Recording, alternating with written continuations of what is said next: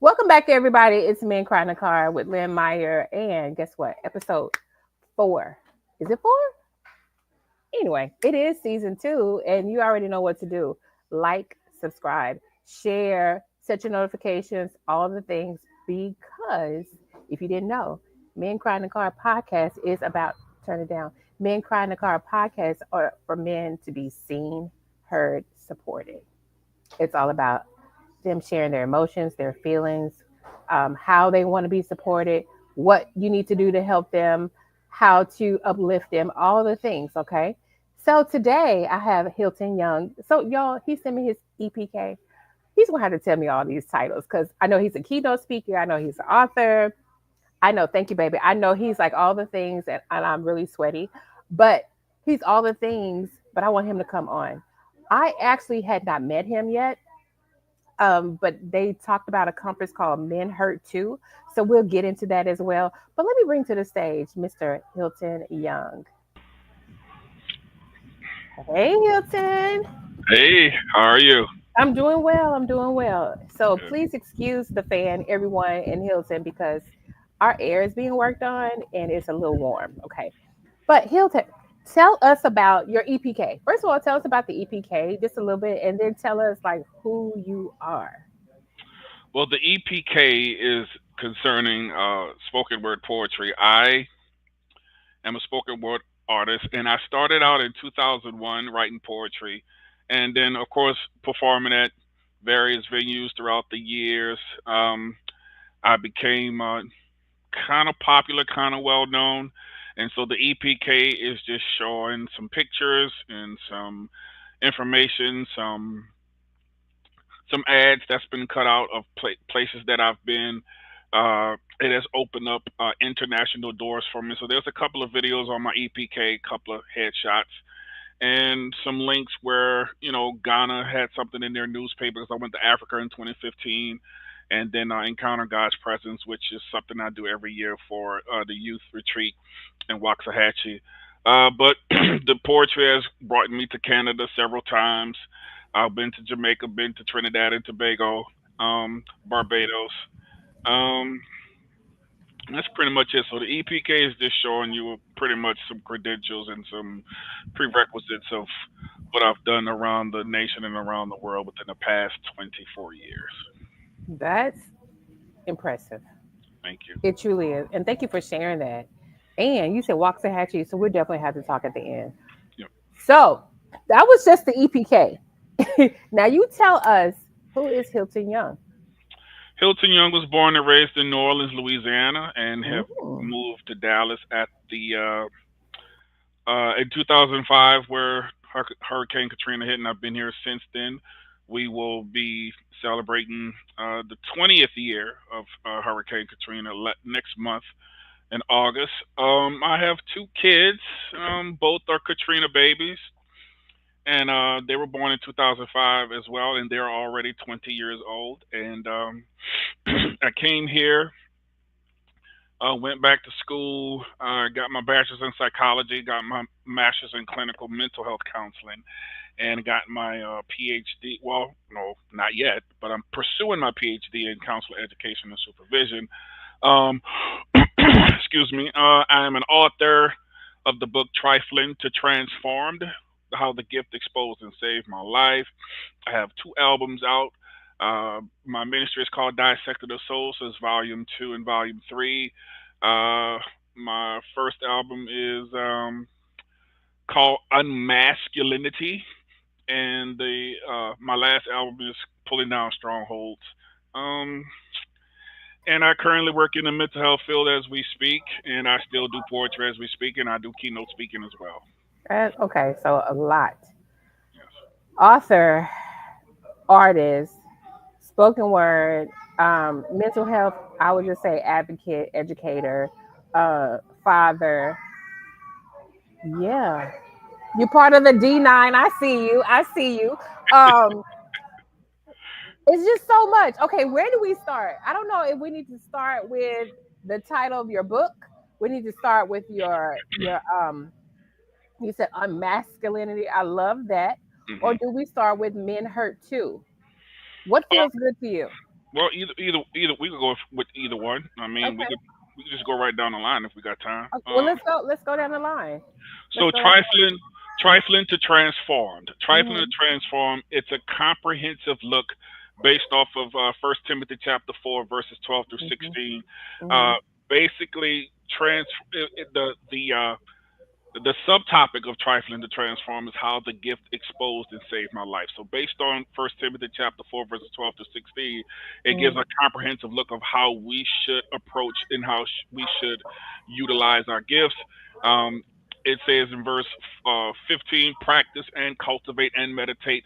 Throw all of yourselves into your gifts so that your profit or progress will be made evident to everybody. Verse Sure. 16 says, look well to yourself, take heed unto the doctrine, into your own personal appeals. Take persevere in these duties, for by doing this you shall save both yourselves and those who hear you.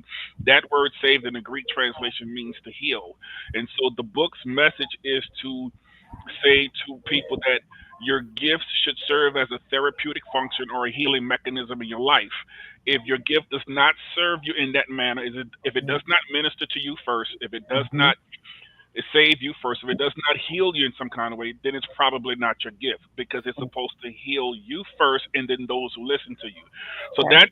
that's the gifted part of it. The trifling part of it is both of my children, as I mentioned, were born in 2005. My son was born in February. My daughter was born in February 15, March 17. So they're a month Mm-hmm. apart, two different Mm-hmm. women, and Mm-hmm. and their uh, arrival in this world began my road to redemption in terms of being a better person, being a better human being, growing up and starting to embrace maturity and growth, which can be painful at times, but Mm-hmm. also be apologetic to their mothers and the lack of responsibility I showed to them too, and also help in their healing process as well in terms of what I've done, and also Yeah.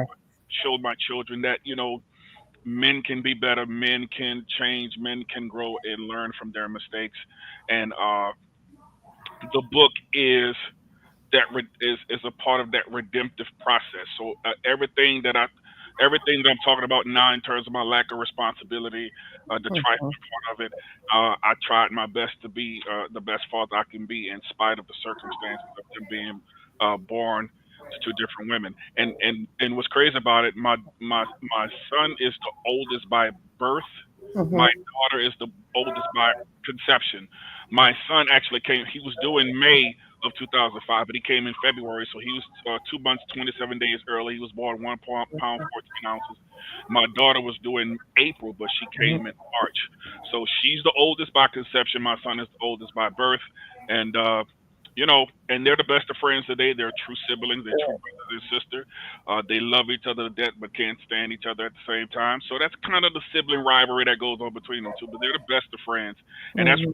really what I wanted for both of them to be the best of friends. And Mm-hmm. I couldn't be a prouder father of. Be more proud of both of them. Both of them are in college. Both have jobs, and you know, so I'm proud of that aspect of it. But the trifling aspect of it is where I really Mm-hmm. wanted to hone in on because it was part of my deliverance process as well. And so that's the whole book. That's the whole thing about trifling to transform. And Okay. the book came out in 2016. Trifling to transform. You wrote the book when? I wrote the book in 2013, but it published in 2016. So it's out right now. Okay. And yeah, you have to let us know where to get it. Go let us know now where to get it and we'll talk about it again. It's on Amazon? it's on Amazon, Barnes and Nobles, Nook app, what's this? Amazon Kindle. It's on there as well. Any digital distribution network that's out there, it's online. So Trifling to trifling to transform. transformed. Yep. How the gift Definitely, exposed and saved my life. definitely want to talk about that. Yep. So you told me a little bit about it, but what really made you want to write that? Was it something like I just want to heal myself and I write this book? I want to help someone. I want to share my testimony. What was the reasoning behind the book? Yeah, it's a combination of all three. I was very scared at the time Hmm. because I come from a relationship that I was conceived out of infidelity. I have both of my father's names, and so my biological father name is Hilton. My stepdad name is Young, but my mom stepped out on my stepdad, and that's how I was conceived. So I have both of my dad's name. Neither one were there for me. I am one of 18 children, and I'm somewhere in the middle somewhere. And Yeah. so, and it's for different women. So the old saying, "Papa was a Rolling Stone," and so I repeated that process. Only Mm-hmm. had two children that I know of, Mm-hmm. and so I repeated that process. And so at some point you have to break the generational curse. So I didn't break it in terms of my behavior of how I acted. So I had to break it in other aspects and be there and be a real father to my children. So I wrote it because I was scared. I was fearful of what people would think of me. And then when it got out, it hurt very badly because I was subjected under a lot of scrutiny, a lot of vitriol, and plus I was supposed to be a Christian and uh, Yeah. I was supposed to be the almond bearer to the bishop that the church I was at. So I received a lot of backlash that hurt a lot. Mm-hmm. That I slipped into a little space of depression. So actually, I started writing poetry to kind of write myself out of my depression, or to just help me cope with my depression Yeah. uh, better than I was, because I was diagnosed with major depressive disorder and general anxiety disorder when I was 14. Okay. And I spent some time in a mental health agency or residential treatment facility to Yep. treat those things. And so all those things was at that point. So I started writing in my journal, and my journal eventually it became poems. And so in order for me to start helping myself, because I mean ultimately I wanted to help others too, and I wanted to impact others as well, but I needed to get myself out of it, come to grips with who I am holistically, and not just the Mm-hmm. part of me that everybody admires, but Mm-hmm. and not just the part of me that didn't embarrass me. So I wanted to come to grips and begin to accept myself holistically, love myself holistically, see myself as God sees me, and That's right. so that when I do come out, there's nothing that you can use or hold against me that I have not done to myself. So when you are completely accepting of yourself, there's Yeah. there's really nothing about your past or your present that people use against you, because you're very accepting holistically of yourself. That bad part of you, that darker side of you, it's a difficult road to travel. And so, but I knew I could not be embarrassed for my children. I can only be embarrassed for myself. So I had to boldly and confidently walk in the fact that, yes, I have two children by two different women. Yes, Mm. I went down this road, I went down that road. And so now I'm able to openly talk about it. So there's not anything that you can say that you go run and tell somebody else that I'm not willing to say to myself. So I no longer lie to myself. Therefore, I don't have to lie to other people. And so when we talk about things like that, I say, hey, I'll put it in the book. It's on Amazon. So I'm always plugging that in. And so that's basically so that the book was where I needed to be. It helped me out in so many ways. The poetry helped me out in so many ways in terms of me being able to exercise cathartic behavior. And of Yeah. course, catharsis is an emotional cleansing or emotional discharge. So I wanted to emotional cleanse my soul, my emotions, my feelings, and all that other stuff, and put it on a piece of paper and be able to present it before an audience, and all those things. It still is cathartic for me to do that. So it was very therapeutic, and that's what saved me. That's what stopped me from wanting to do things to myself that people wouldn't want you to do, like suicidal ideation, and Yeah. we deal with that a lot in mental health. So I had a Mm-hmm. lot of that, and so I didn't take my life because I had other things and other coping mechanisms to keep me busy. So Mm-hmm. that's pretty much it. That book is truly going to save lives. I don't know if anyone has ever done a review on that or give you a testimony after reading your book or being gifted your book. Just you saying that right there, I know that's going to save lives for many people, not just young men, not just men, like lives for people that have been in your space. Yeah. When you said, because this comes up, it seems like every time I interview someone or I talk to someone, When you said the church was like, "Oh my God, how did you do that? You said you must be a Christian." I am so sick and tired of that. This is what I say.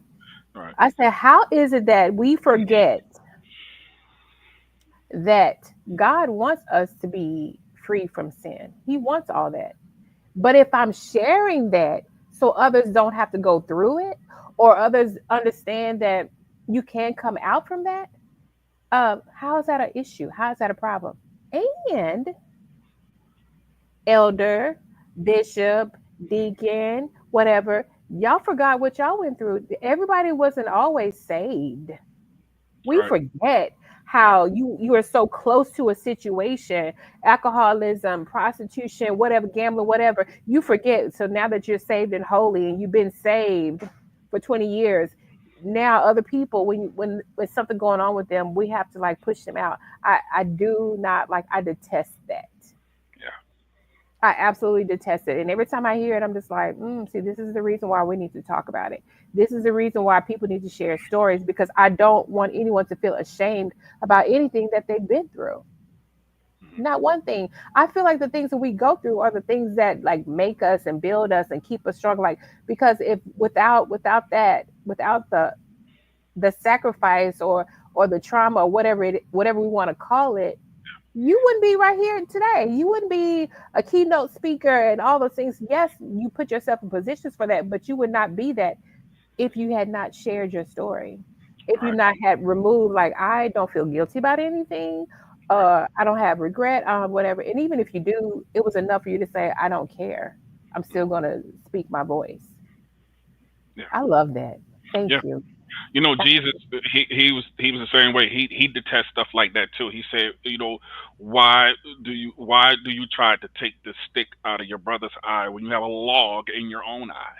You know, take the log out of your own eye, then you'll see clearly to take the speck or the stick out of the brother's eye. So Hmm. basically, Jesus is saying you have a big log in your eye. I think we're Hmm. all on a journey because it's a journey. It's not a sprint Correct. Correct. to take the log out of our eyes. I think that's going to be an ongoing, perpetuated process of taking the log out of our eyes. As long as Hmm. we live it on this earth and we're human beings, we're always going to be taking that log out of our eyes.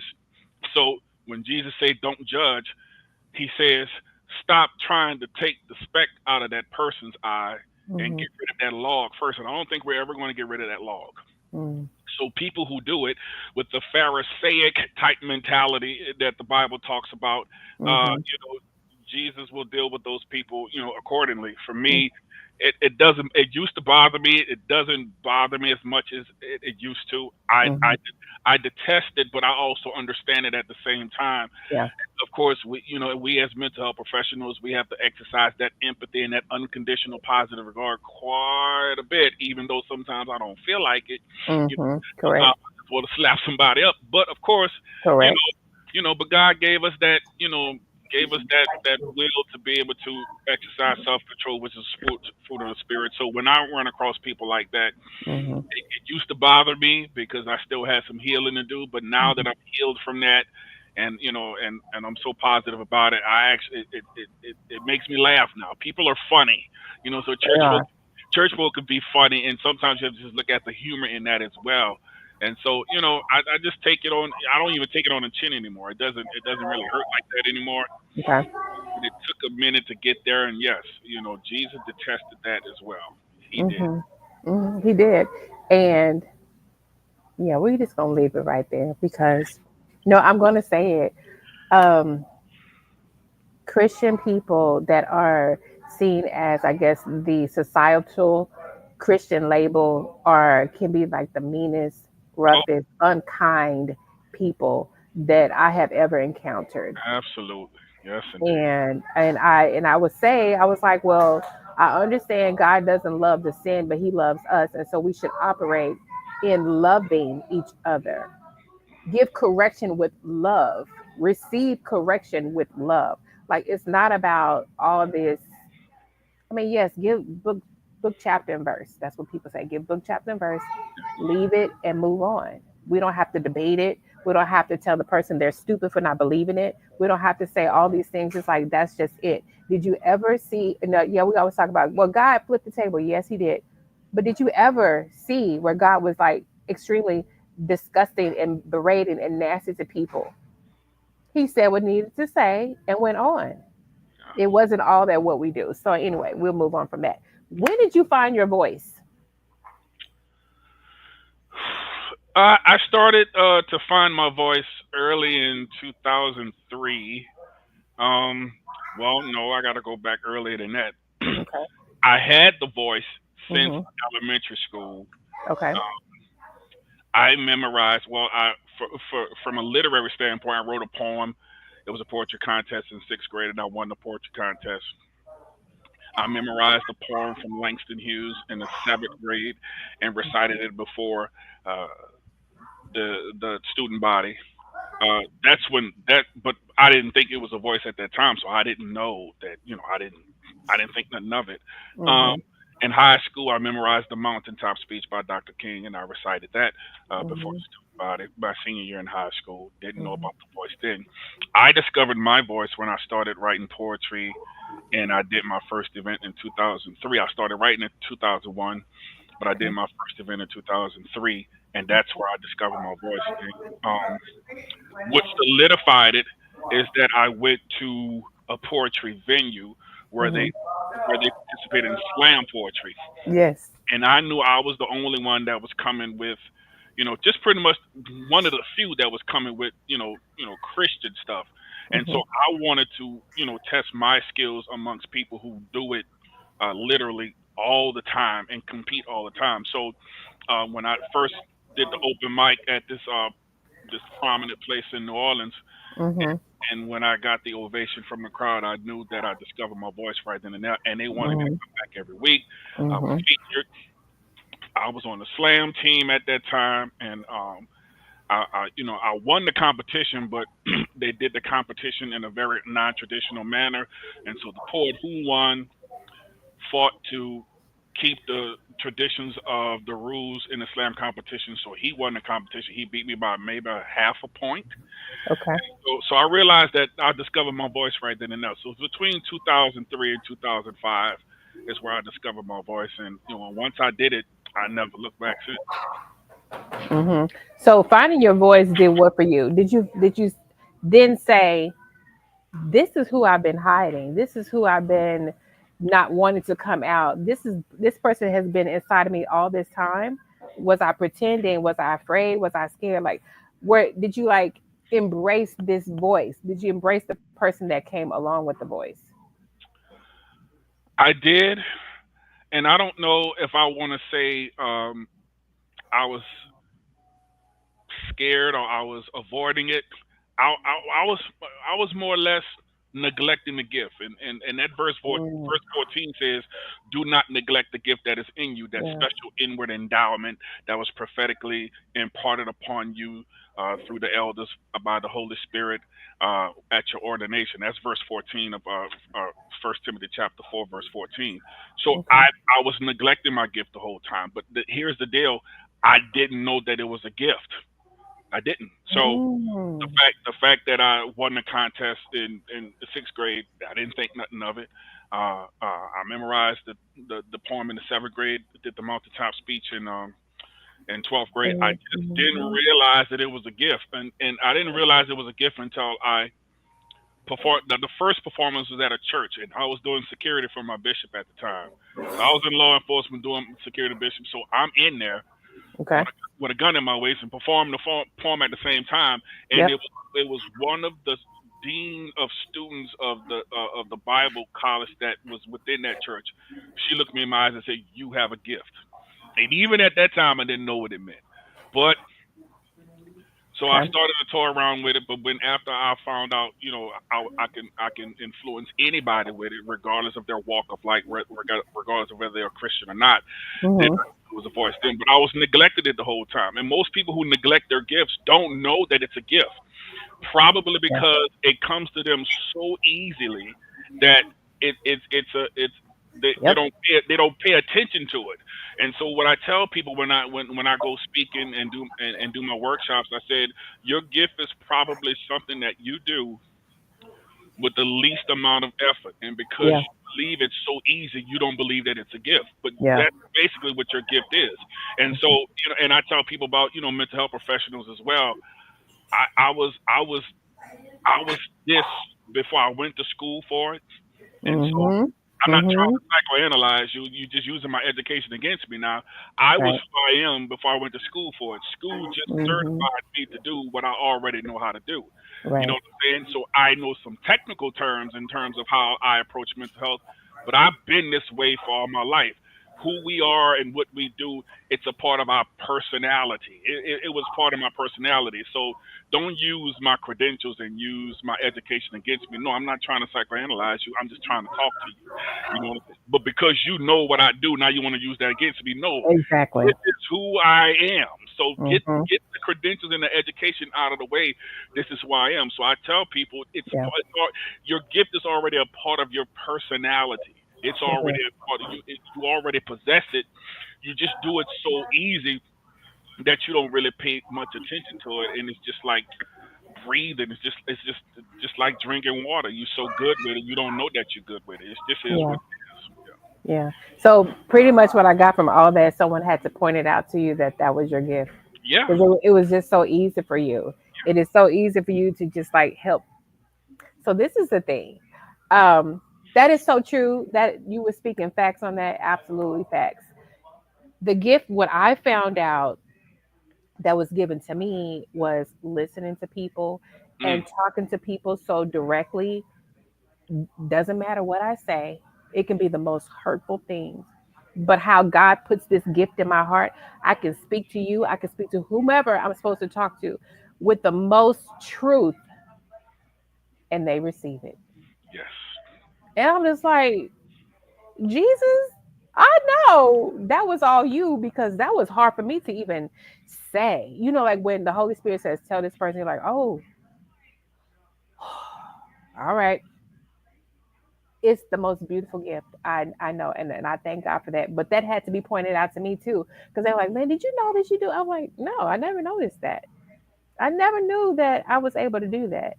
So that's good to know. So we're both on the same wavelength. Oh yeah, and I can attest to that. Like I can Hmm. attest that that's a gift because generally and primarily we humans are very horrible at listening. Yeah. And we don't understand that listening is a skill. It ain't just something that we do. It's a skill that has to be developed over an extensive period of time. We're not born with the capacity to listen. We can hear because we have a natural ear to hear, but we listen. Our listening is, oh, I didn't realize how horrible I was until I went to school for it. You know what I'm saying? So yeah, it is definitely a gift that should not be taken lightly at all because we are Mm-mm. horrible at it as humans. That's Mhm. why people like us will never be out of a business. Never be out of business because we have to teach people how to communicate. You Mhm. know what I'm saying? And a huge part of that communication is listening. So yes, yes, it is definitely a gift. Yes. And I want to add to that, and then I will move on. That's what I would tell clients, and I would tell like friends and family, all this, and I say, communication is a skill. Yes, it is. Communication is skill, and listen is part of that. Communication is skill. They're like, what are you talking about? I said, no, no, no, no, no. Let's go back. When we're babies, we are taught words. We are taught to speak. We are Yes. taught to put sentences together. We are not taught to communicate. I said, now we are saying words and we're doing all this. We maybe even speaking a different language, but in order for us to communicate, we have to listen. Yes. We have to like be able to paraphrase back to the person. We have to Mm, do that. Like, this is what is this what you're saying? yes. Okay, because this is what I heard. We have to like, and it is that thing. It's so both sides of the coin. It doesn't have to be a win or lose. It's I heard what you said. You heard what I said. Yes. We don't have to understand it, but we respect it. I don't Mm, have to like, and I, Hilton, I don't understand. It's like, oh, so you have a different perspective. yes. Okay. I mean, I don't get it. I may not understand it now, but I respect what you said. And I heard you. And for me, I think the other part where the gift came in is because as I grew up, I didn't feel like no one heard me. So when I listen to people, I literally listen. And they're like, did you hear me? I'm like, yeah. Tell me, Yeah. and especially with men, Oh. because oh Uh-huh. God, especially with men, because men, in my opinion, have not been listened to. No one listens to a man because all they say is you go over there and you provide and you do all these things and you show up as the protector and everything. We're not going to listen to that you had a bad day. We're not going to listen to none of that. Why? How dare you even say that? You better not say that. So now, when me becoming a therapist, and understanding this assignment of the podcast, I listen. I'm on and on listening simply because you have something to say. And I try my best never to interrupt, um, because I know the words are valuable, Mm. extremely valuable. And also, and then I'll let you say what you wanted to say.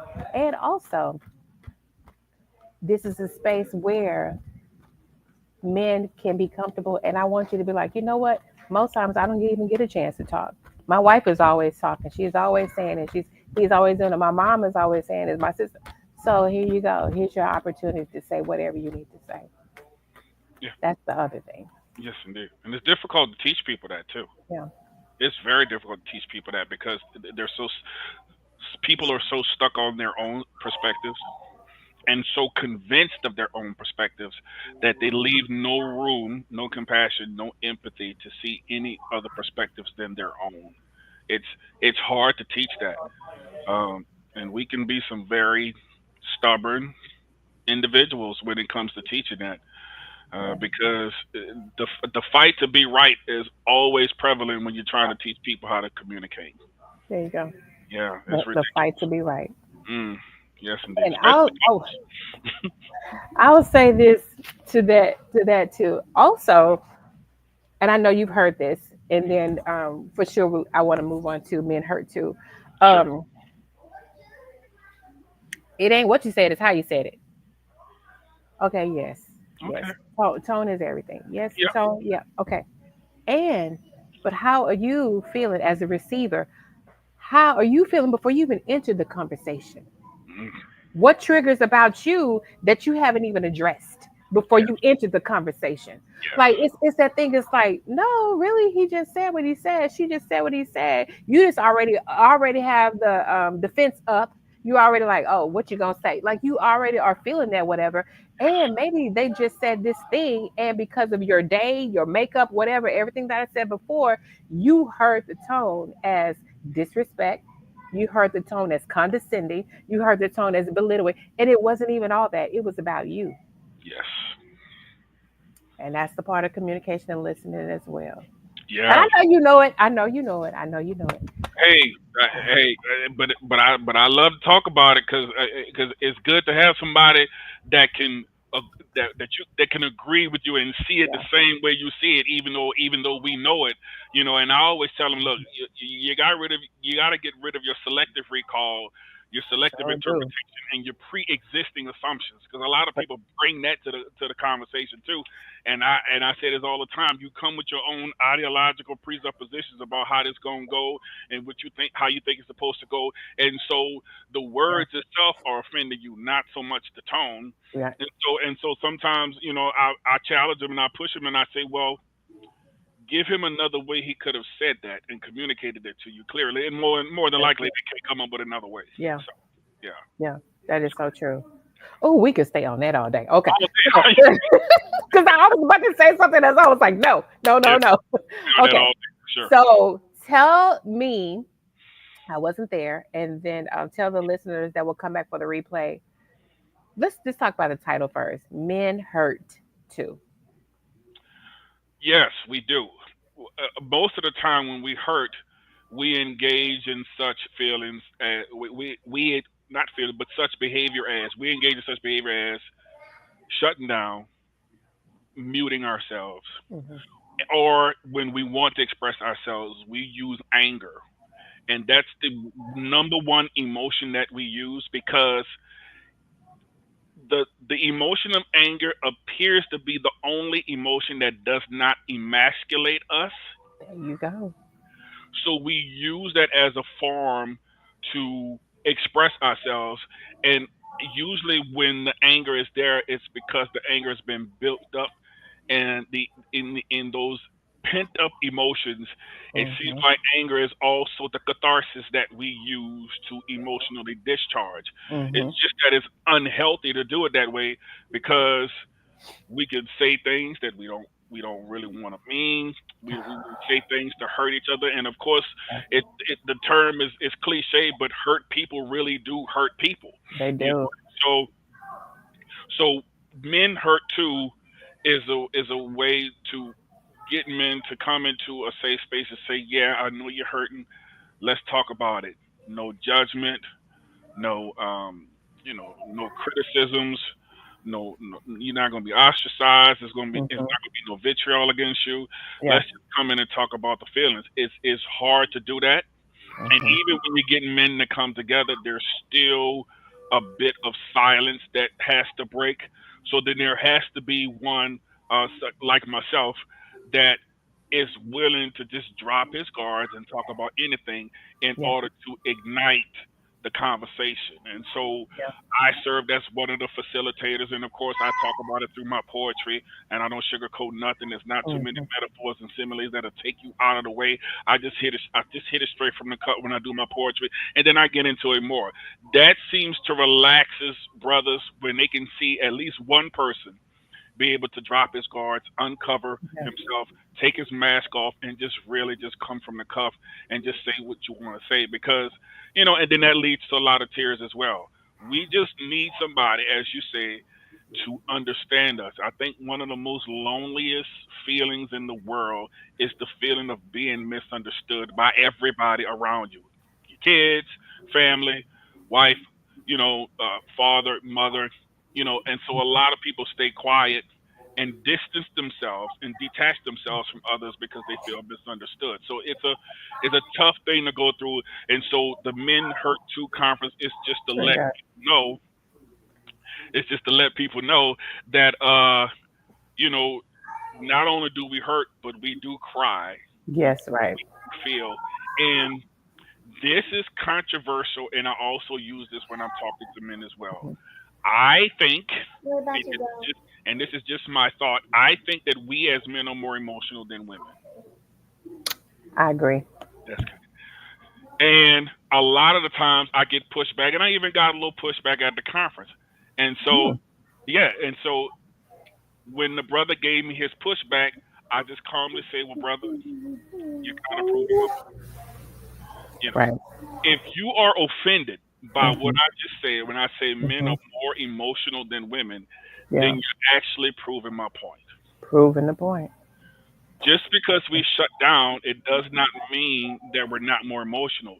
Shutting down is the emotional behavior that's exhibited because somebody hurt your feelings. That's right. We have a problem with expressing to other people that our feelings are hurt, and so Mhm. and we're Mhm. sensitive. We don't like when other people look at us wrong. We ready to fight. Uh, If you say something wrong, we ready to fight. mhm. Mhm. Any any little thing like women get this out of us all the time. What you scared? You must be scared. So we run to prove how much of a man we are because now we are That's offended right. at a woman say we scared and all other That's stuff. right. None of that stuff bothers me no more as a man. It used to bother me, but I'm like, yeah, I'm scared. Yes, I'm surely scared. Mhm. Mhm. Now, That's right. I say that. You know what I'm saying? I'm a big boy. I'm 300 pounds. I bench press 500 pounds. So I don't have anything to be scared of.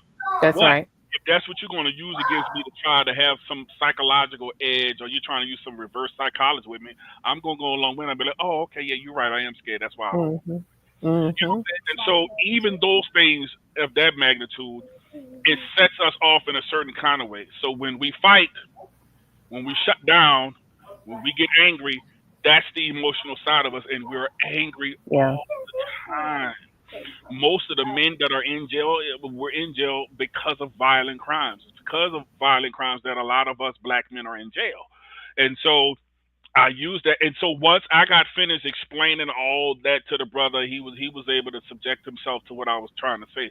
I'm not Yeah. trying I'm not trying to call you a punk, brother. I'm just trying to say you're an emotional being. And Mhm. so there's also a spot where I'm trying to teach brothers that about journaling because we know about journaling and mental health Right. and the benefits of it Mhm. to help build.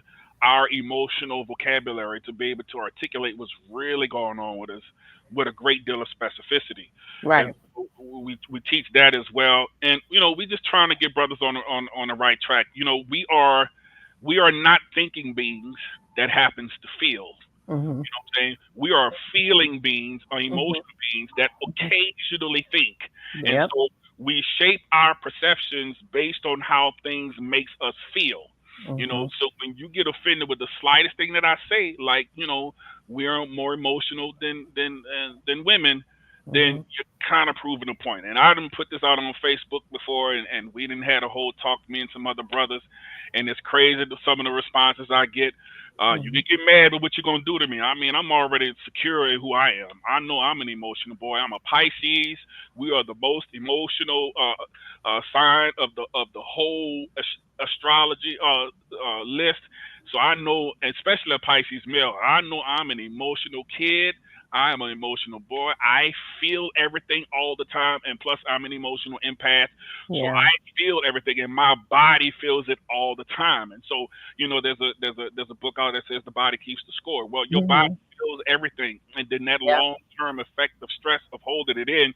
So we talked about what stress, how stress can weaken the immune system, how Absolutely. stress can cause diabetes, heart attack, All stroke, of it. major depressive disorder, Mhm. a decrease in your anti-aging growth hormones, you age faster. It takes away from your libido. It takes away your sex drive. It can cause All erectile of it. dysfunction and all. So we went through all that just to let them know you think you're being Mhm. you think you're being tough by holding it in, but really you're showing how soft you really are. So Mhm. we talked about the term vulnerability as well, and how vulnerability is not weakness, but vulnerability is courage.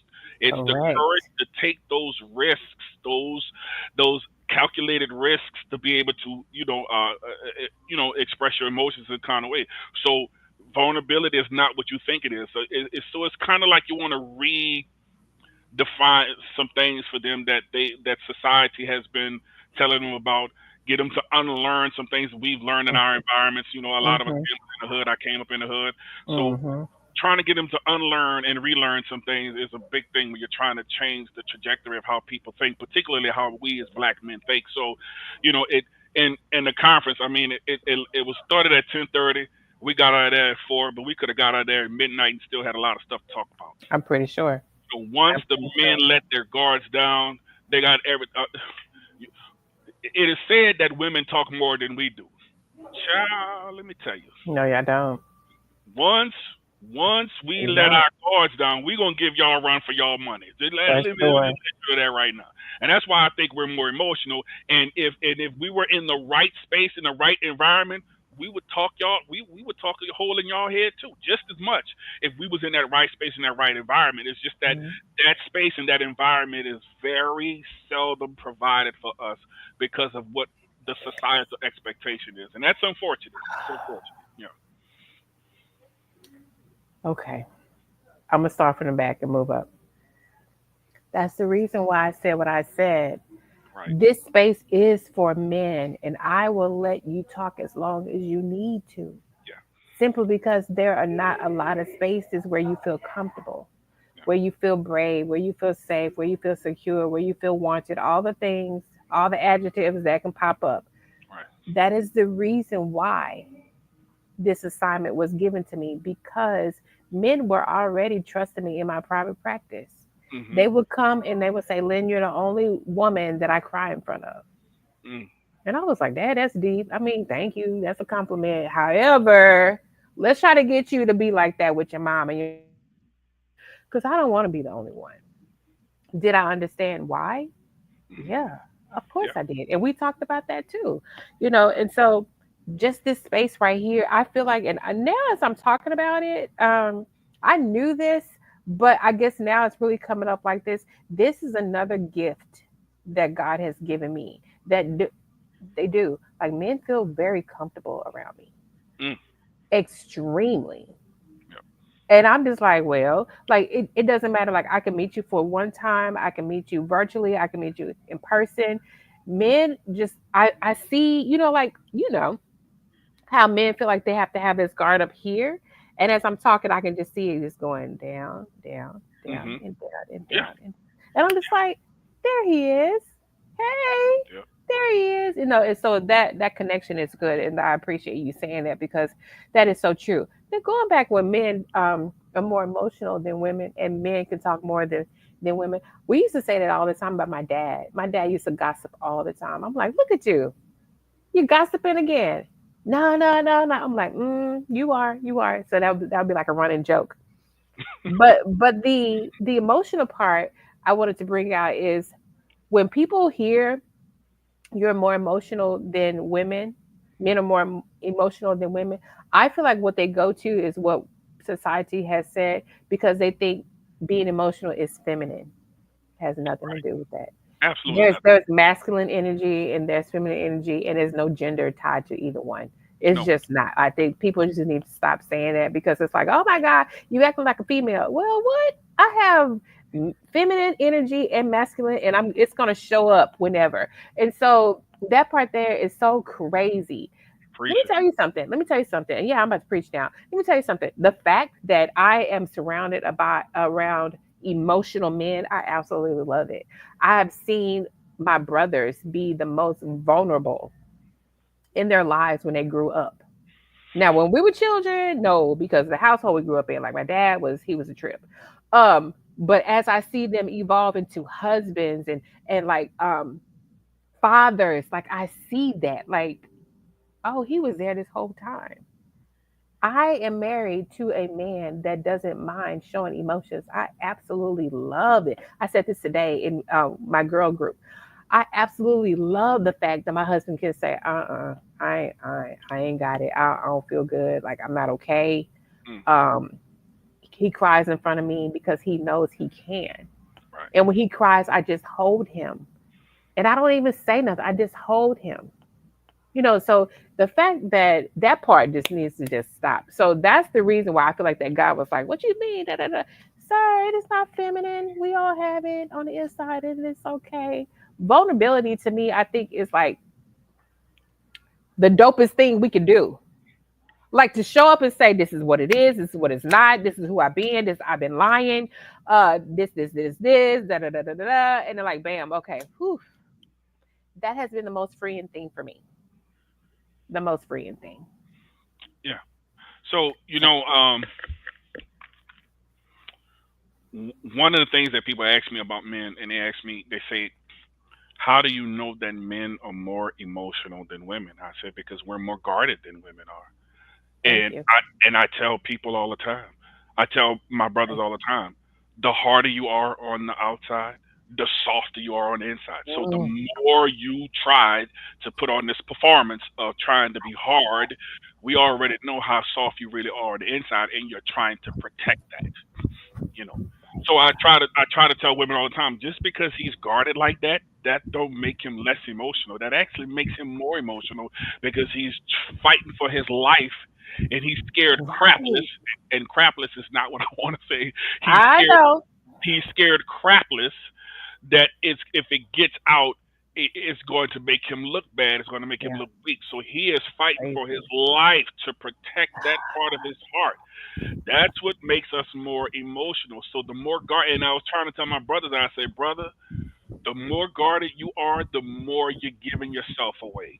You know what Yeah, I'm saying? And yeah, so you providing that space and having that gift to be able to, you know, not make men, but mhm. encourage them to drop their Encourage. guard Yeah. is a gift in and of itself. Mhm. And you have to teach other people how to provide that space as well. Correct. You know what I'm Correct. saying? Because That's if right. mama don't know That's how to right. provide that space, That's right. he could cry in front of mama, and mama could just kill it all and just make him go back into his Oh hard my shell God. again. You know what I'm saying? So not only do we have to provide space for men, safe Hmm. space for men, we have to teach their people how to provide that safe space as well. And the only way we can do that is teach them how to communicate, teach them how to listen, Yep. and teach them how to do all the paraphrase and interpretation and summarizing that we teach and all that other stuff. Hmm. We have to teach people how to communicate, how to have empathy, because the empathy we're not born with empathy as well, but some of us are gifted with it. And I know, Correct. speaking to you, I can tell that you're gifted with empathy as well. So Mhm. we have to teach empathy, Yeah, compassion and unconditional positive regard, which is that for sure. that technical term, that fancy term for empathy. And so it's a it can be a daunting task at times because we as mental health professionals we have to take care of ourselves too. If we don't We do. if we don't exercise self care, we're gonna experience that compassion fatigue that people talk about, For and and, sure.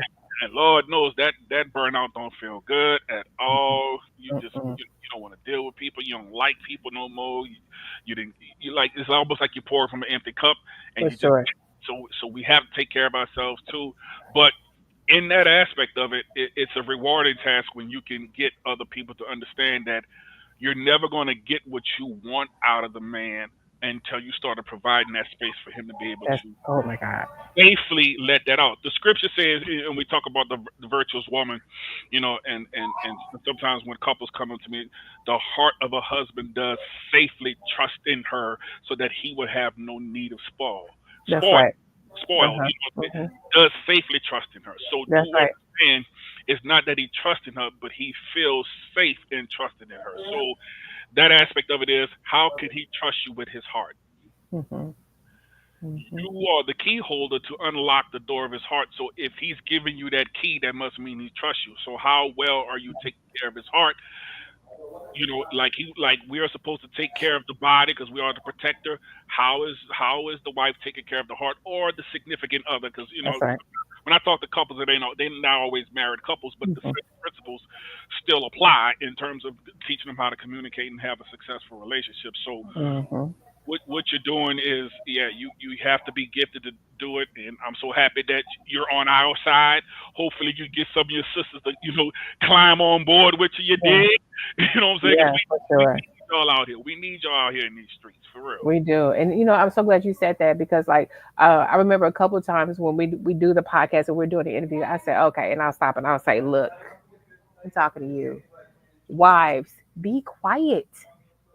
Be quiet. Stop talking to that. I'll do that kind of Yeah, stuff. And that's I'm just tough like, though, and what? I empathize. I empathize with y'all. That's tough for some women to Yeah. do it. So I Yeah. empathize with that as well. It's tough. Yeah. It is tough. It Yeah, is tough. yeah, And then I say it can only be tough should you just want to like fight with it right. because it ain't tough for you to do nothing else.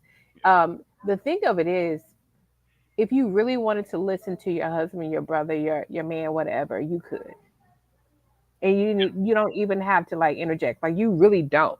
Like learn to be quiet and listen, simply because you want someone to listen to you. yeah. And when you guys had this conference, it was from like 10:30 to 4:30. You said Well, it was supposed to be from 10:30 to 3:30. We got out of that about 4 okay, 4:30. four So thirty. yeah, we were late getting out of there too. But I mean, we could have got out of that at midnight and still had stuff to talk about though. I'm sure you Yeah. had, and the fact that you were on a panel, or did you guys do a breakout? We didn't even have time to do the breakout. I was on the panel. We started out Okay, with a panel, and then it was four of us speakers. And for me, I was okay, responsible for the poetic side of it. So I spent about got it. 20 minutes doing some poetry that specifically geared toward us as men in terms of expressing our emotions and Yeah, dealing with societal norms and issues that we deal with in terms of how we have to go out into the world and cover ourselves up and protect ourselves to a very yeah, high degree. So yeah, yeah. And that right there is just really tough. Me and her too being the topic, and also, what do you want? Let me just answer. Bye, baby. What do you want to? Let's do women first. hmm With men hurt too, and men cry in the car. What do you want women to know? that the slightest thing can hurt our feelings, and although it's not your intentions to hurt our feelings, your words and your actions still going to hurt our feelings. So we as human beings, and I'm not just going to put this on women. I think it's a human issue.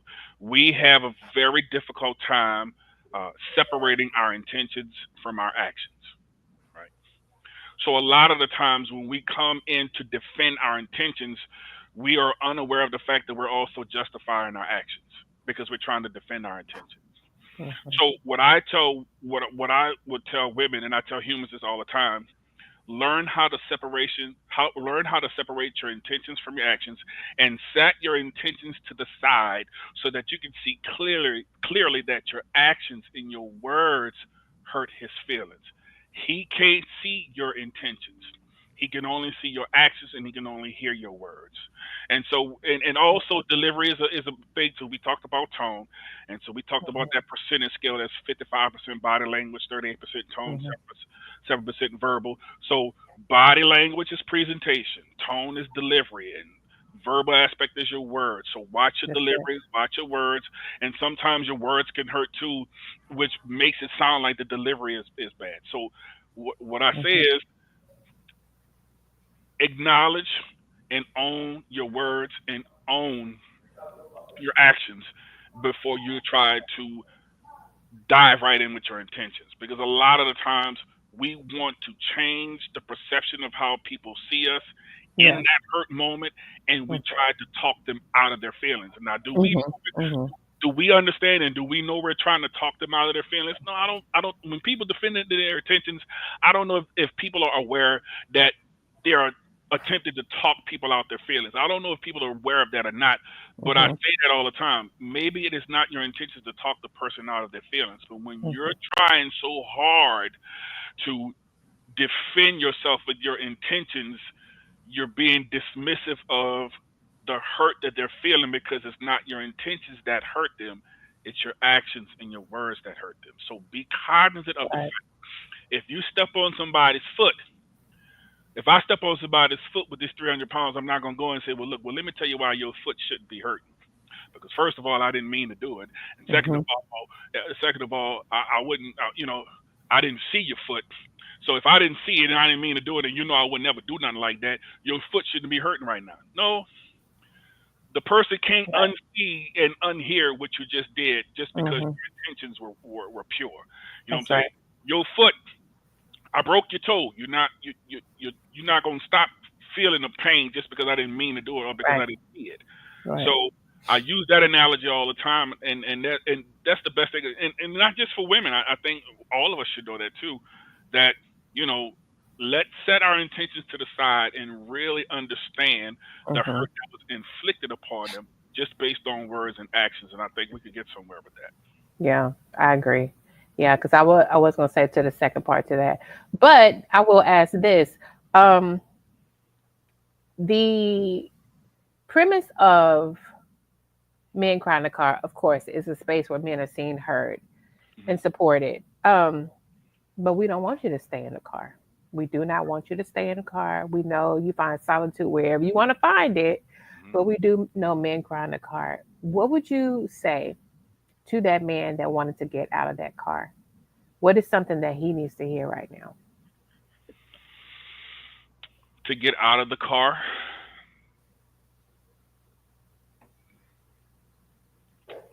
I don't know if something needs to be said, Mhm. but support can come in ways that you don't have to open your mouth. Sometimes we just want somebody to come sit in the car with us, and um, sometimes we want to be left alone, but sometimes we just want somebody to come sit in the car with us too, and say, "Babe, whatever you're going through, if it's your friend or whatever, I want to go through it with you too. So if I just have to sit here and be quiet, I'll sit here and be quiet. I'm just letting you know, you you got my support."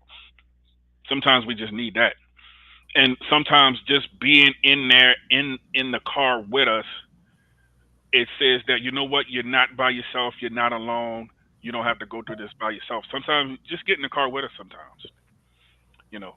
And then that can make us get out too, because now when we get out, we know we got somebody that's getting in the car with us and getting out of the car too. We just need to know that we have that support. So I don't know if something needs to be said more than something just needs to be did, because you know Mhm. faith without actions is dead. So Yeah. we got to put our actions. Sometimes we need to see the example in order for us to put our guards down. And so, and that's basically what I did at the conference. I Mhm. gave the brothers an example of what I wish to see from them, and that made them put the guards down. So I Yeah. mean, you can say I just want to be a support you, and I ain't gonna say nothing. I just want to be here Mhm. with you. Just let me be here with you. So that's I mean, it's just as simple as that. We I love it. we hurt very badly, Mhm. but it don't take us if you say things like that, it don't take much for us to put our guards down. We just want somebody to support. We just want somebody that that understand.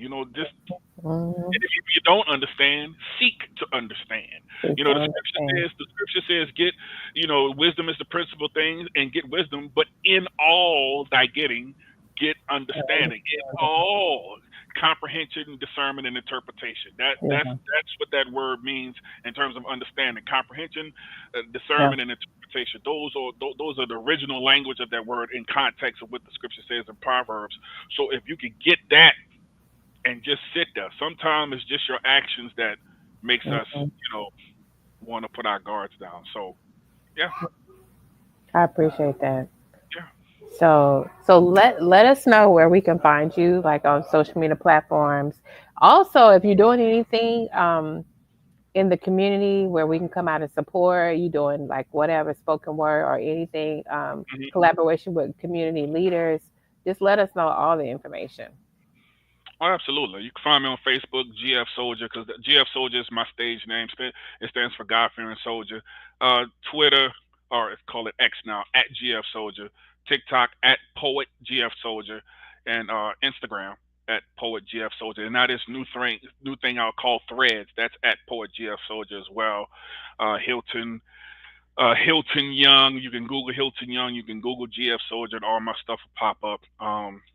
So, and I'm always posting where I'm going to be, where I will be in terms of doing poetry, uh, doing keynote addresses. I'm also putting together a series where I'm teaching people how to present their work in a talk, and so I'm also presenting that as well to do keynote speaking and do speeches and stuff like that. So I'm going through the process of that. So Mhm. um, I'm out here. I'm not hard to find. Even in the streets, I'm not hard to find. I'm a big boy, so either way, you ain't gonna be hard to Yeah. find. You know what I'm saying? So Well, I thank you. I thank you so much for coming on. I appreciate you having me. Yeah, I know in the beginning we were supposed to do this because to help promote the conference, Hmm. but just the fact that you still were able to just come and speak to that and like and really enlighten um, everything. This has been really, really good. I really appreciate when I get like mental health people on here too, because it's like you don't have to say too much because you already understand it, and Right. it just makes it, and it's very helpful that you are a resource, even if it's through spoken word and everything else, because men need you. Um, what I do want to do, I want to take you down for a second. Please don't leave. I want to talk to you That's fine. right after, if you have like a couple more minutes. Yeah, You got that's a couple fine. more minutes? Okay. Yeah, that's fine. Thank you so much. I appreciate you being here. Yeah, thanks for having me. I appreciate you. Everyone, thank you so much. Episode 4, Men Hurt Too, with our special guest, Hilton Young. As I say before, y'all already know, say it with me. Men, I see you, I hear you, and I support you. Until next time, be safe.